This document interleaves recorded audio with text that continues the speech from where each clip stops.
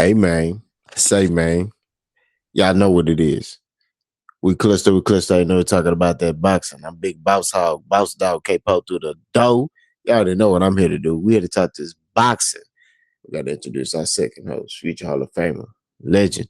Salute to all our soldiers. Right on the host, aka Coach B. Let them know how you doing, man. What it is, family. Y'all heard what he said. We clutched up, we clutched out. Y'all know what we finna talk about, you feel me? But first things first, y'all know what I'm finna tell y'all. God wake you up, he put breath in your body, everything else is extra. Get up, do you, take care of the fam, don't let nobody steer you away from that. And with all that being said, y'all know what it is. I'm gonna pass it back to K-Po. He gonna continue the show, and we finna let y'all know how we flow. So Robert Garcia he put a tweet out about Errol Spence. And basically, he questioned if Errol Spence still had anything left in the tank, right? He pointed out Errol Spence's past as far as Errol Spence, being a drinker, a partier, Errol Spence not living a fighter lifestyle. He pointed out the accident, which was due to his lifestyle, right? And he pointed out the Terrence Crawford loss. And, he just kind of feels like Errol Spence probably don't have anything left. Now, Ellie Seckback, shout out to him, was able to go re-interview Robert Garcia. He said his words were taken out of context, you know.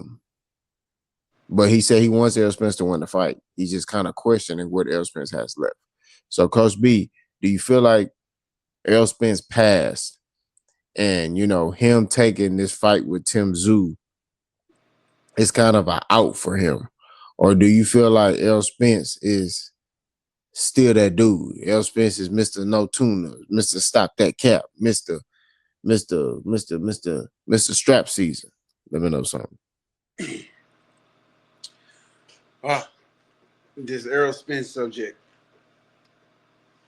I hate to pick up the stick and start poking and beating on a dead horse again, but if you go back in time and you look at Errol Spence and his body of work within the sport of boxing, it's unblemished, it's untouched. He's the only guy that we've seen in a long time take on the best of the best in whatever division he was in and what they had to offer. And he beat him. He beat him. Spence would still be relevant right now if it wouldn't be for the lifestyle he was living, the accident, and taking the L to Crawford. And with all that being said, he's still relevant. We're still talking about Errol Spence, which is cool with me. I'll talk about Errol Spence all day. Well, outside of the few things I just named, what can you say bad about Errol Spence in his career?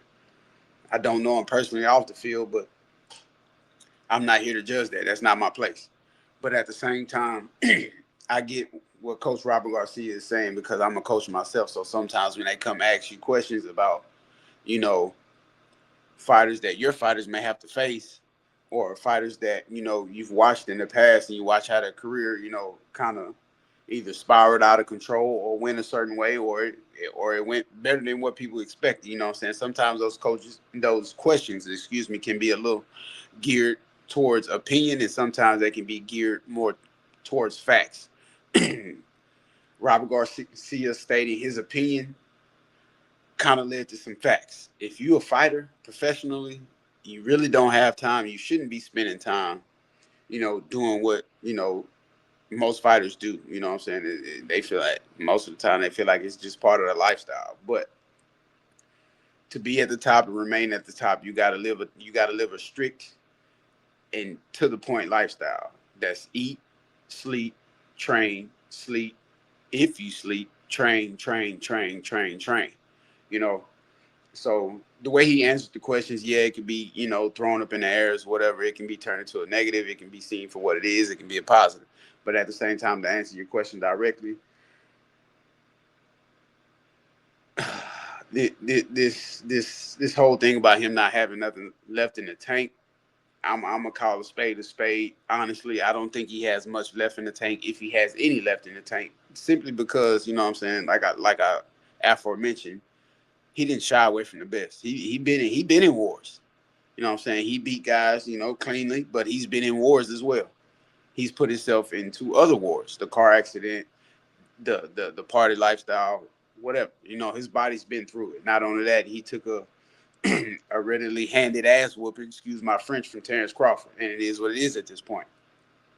But at the same time, we talk about him not being Mr. No Tune Up. It's cool. You don't want to take tune ups. That's cool. But here it is. Like I spoke on earlier, coaches with opinionated factors and sometimes geared towards facts. I'm going to give you my coaching aspect from this. Put it into perspective right here. Follow me. Walk with me.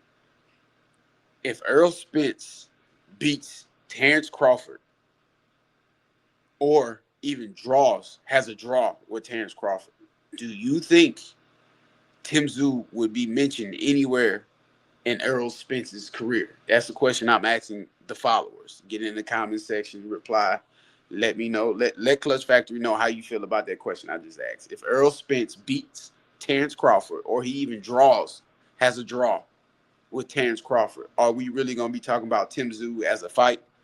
So here's my opinion. Tim Tszyu, in my opinion, is a tune-up fight for Errol Spence, and this is no disrespect to Tim Tszyu, because this is a guy that has been in wars recently within his career. I'm not even talking about his past. I'm talking about recently. He's been knocked out. He's had a bloody war with Fundora. His last fight, he did well, but at the same time, that like it takes an amount of pressure and effort and toll on the body to go, flush a guy like that.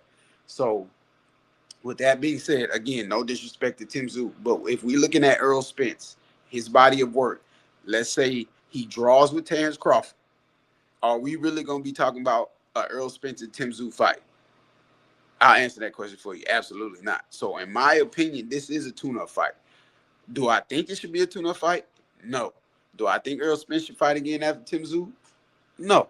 But that's not for me to decide. Earl knows his body. Who knows what he's been doing in his little layoff? That maybe he has recuperated himself. Maybe he has reinvented the wheel. Maybe he has turned some tables over and revealed some stuff to himself and got it off his shoulders. So, with all that being said, I think my boy Earl Spence respectfully should go ahead and do what he's supposed to do. Continue that promotional side of the boxing world. Keep promoting, fighters that were under you. Keep pushing the narrative of you being a great sport to the sport, if that makes sense to y'all. Keep showing what you can do outside of the ring. I'm not saying don't get back in the ring. Would I like to see you retire? Yes, I would, because regardless of how you ended your career, that loss to Terrence Crawford doesn't blemish what you've done for the sport of boxing in my eyes. And I don't think you're gonna hurt the feelings of anybody else if you don't get back into the ring. It don't matter who you, and if you do get back in the ring, in my opinion, it doesn't matter who he fights. It should be his last fight, because we can use you in other aspects in the sport of boxing. Again, like I mentioned, the promotion. I feel like Earl Spence has done it all enough for himself within the sport of boxing to be an excellent promoter. And we need more promoters to get back in the game, because this is kind of a branch off, but we got stuff like Zuffa boxing. Come on, man. I know you can trump that. I know you can do better than Zuffa boxing. So again, like I mentioned, whether you get in the ring or you do get in the ring, if you do get in the ring, I would like to see this be his last fight. He move on to promotional things, but if you don't, it's not gonna hurt the feelings of fans of boxing, because you've done the unthinkable that most fighters don't even think about doing. Hell, I don't even know if they dream about doing it at this point, by the way some of these fighters move. But at the same time, Earl Spence is going to retire. He's a Hall of Famer already. He's definitely on the pound for pound list, and he's definitely the best in his era, and damn near you can put him in any era just because of his body of work. And I know I'm getting long winded, but at the same time, it is what it is. I like this subject. This is an important subject to a lot of. This should be an important subject to a lot of coaches, fighters, trainers, and even other YouTubers. This should be important to you if you're really a boxing head. If you're really a true fan of the sport, you really love this sport, you die hard for it. Errol Spence is the epitome. He embodies the sport of boxing. And like I said, it sucks to be talking about Errol Spence in this manner, but at the same time, I think I can't tell him what to do. But like I said before, it's time to hang up those gloves. You done what you needed to do for the sport of boxing, and nobody can be mad at you. I think as a fight fan, we don't know what Errol Spence has left. We could, speculate, and I think it's the unknown. That's why Robert Garcia is saying what he's saying. He's looking at what Errol Spence could have been, and it sucks because Errol Spence fits in that category with like Agent Broner. Agent Broner, man, was so talented. Errol Spence, yeah, he got one loss to Crawford, but he been out the ring, right? So as a fight fan, like Coach B said, you want to see him still be in boxing, but in another aspect from a promoter standpoint, to be able to keep elevating and growing the sport.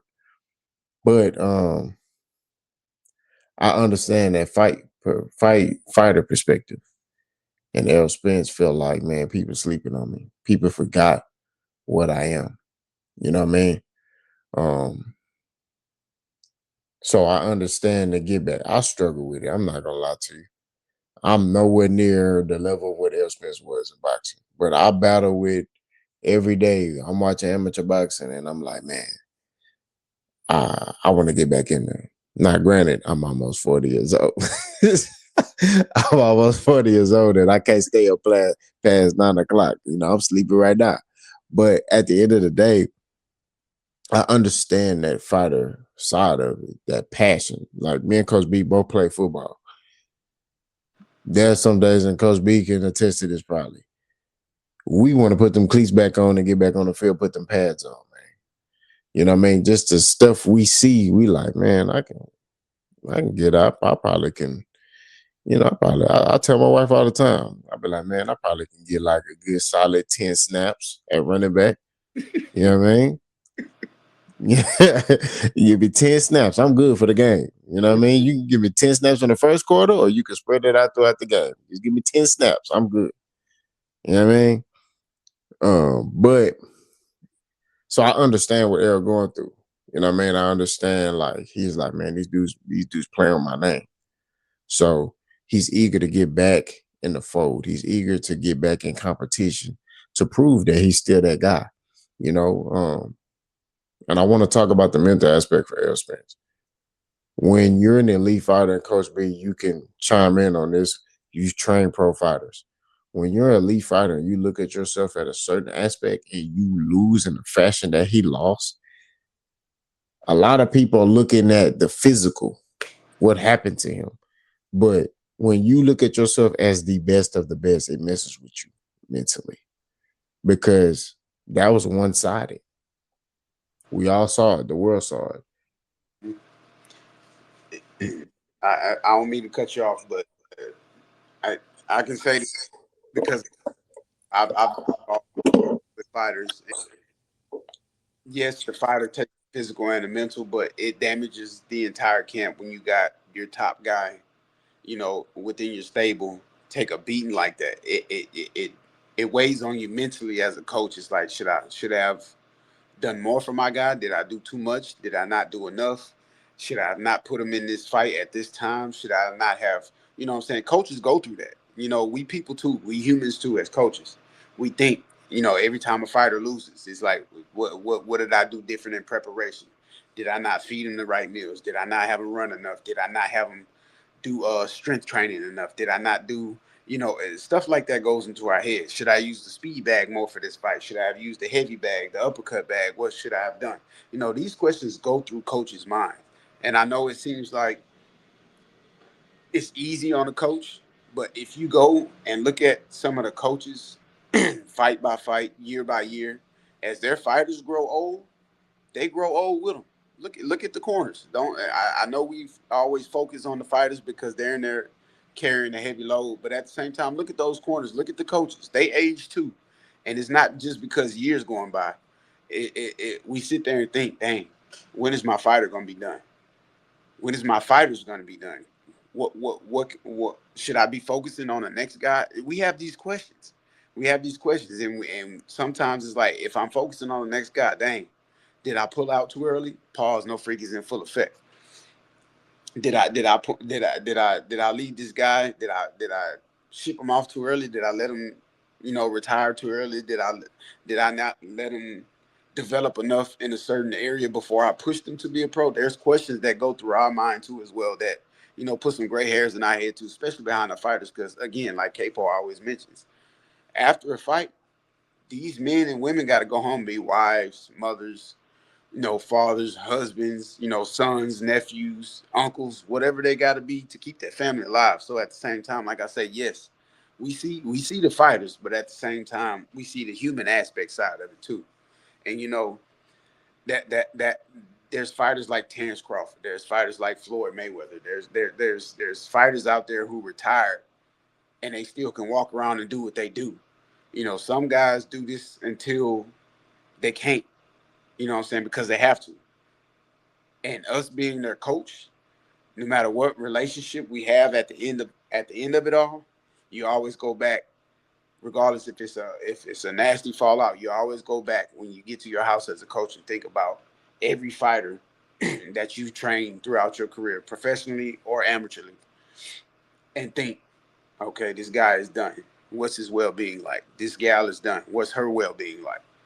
And you go back and look at it, depending on the shape they're in, it's like, okay, we did good. And then if you see a guy or a gal that's not doing so good, it's like, dang, did I push them too far? Did I let them push themselves too far? So again, it's not when a fighter like Errol Spence, I already know, when a fighter like Errol Spence goes down, it doesn't just hurt him. It hurts the coaches, it hurts fans, it hurts the family. You know what I'm saying? So at the same time, like I said before, go back and look at some of these coaches as the fighters get older, and they go look. I'm telling you, go look at them corners. We worry about the fighters, but the coaches, they got worry on their shoulders too. Yeah, and creativity too. Like, Mm-hmm. like the coach get old and your fighter, your prize fighter take a loss. Like you said, a lot of stuff go through their mind.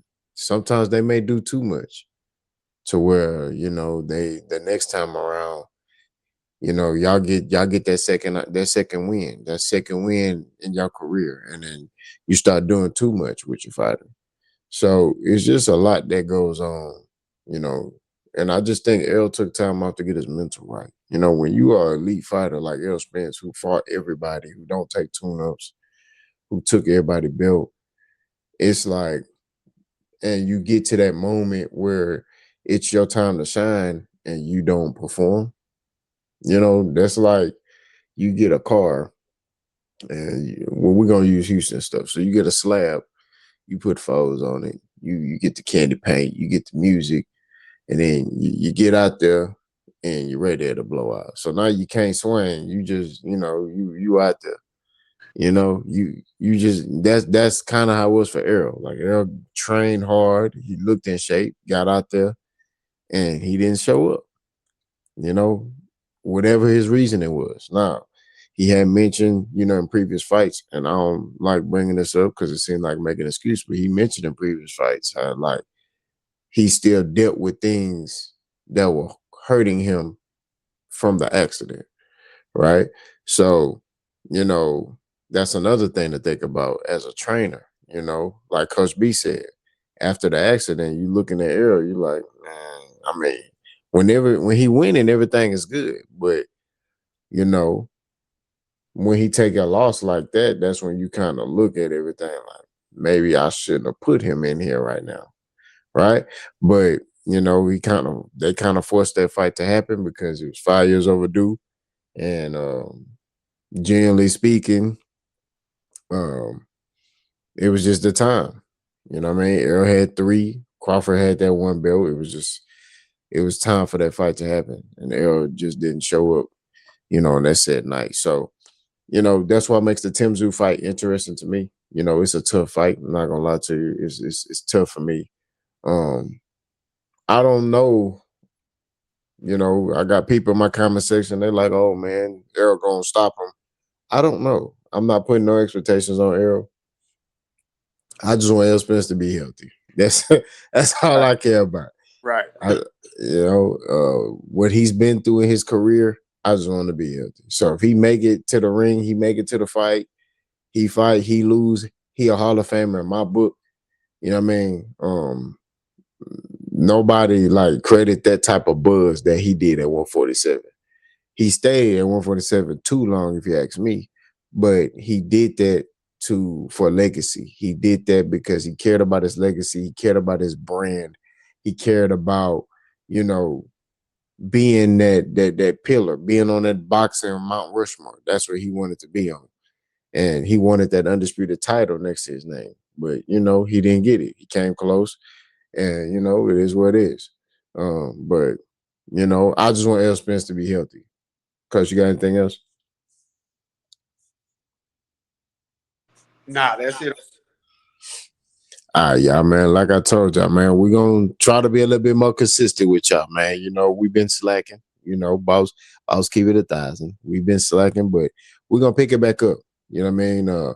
We really trying to grow this channel. We really trying to grow the brand. So we want y'all to continue to grow with us. You know what I'm saying? I think we're at 300 something followers, maybe even more.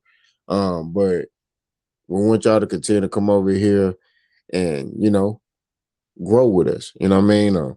Like I said, I got Boss Hog Boxing, but that's my channel. This is the family channel. This is the channel we trying to develop into something. So y'all continue to support us. You know what I'm saying? I'm gonna try to do more lives on my channel. Everything I do on my channel is to promote this channel. So I'm gonna try to go live more so y'all can talk to and interact with Coach B more. You know what I mean? Y'all already know Boss. So, y'all get to know Coach B and his mindset. Coach B got some things going on behind the scenes, you know what I mean?